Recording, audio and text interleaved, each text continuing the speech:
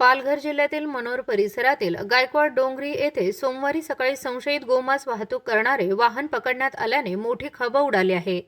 मिळालेल्या माहितीनुसार वाहनामध्ये 4 युवक असल्याचा संशय असून वाहनाचा टायर फुटल्यानंतर त्यांनी वाहन घटनास्थळी सोडून पळ काढल्याचे सांगितले जात आहे। या संशयिताच्या हालचालीवरून क्राईम ब्रँचचे पथक गेल्या काही दिवसांपासून नजर ठेवून असल्याची माहितीही समोर येत आहे। मात्र याबाबत अद्याप अधिकृत दुजोरा मिळालेला नाही।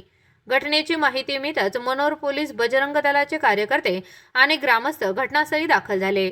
पोलिसांनी वाहन ताब्यात घेऊन पंचनामा केला असून वाहनातील मालाची तपासणी सुरू आहे। दरम्यान परिसरात गोहत्या आणि गोमांस तस्करीचे प्रकार वारंवार होत असल्याचा आरोप करत ग्रामस्थ आणि बजरंग दलाच्या कार्यकर्त्यांनी तीव्र नाराजी व्यक्त केली असून दोषींवर कठोर कारवाई करण्याची मागणी केली आहे। सध्या पोलीस फरार संशयितांचा शोध घेत असून पुढील तपास सुरू आहे।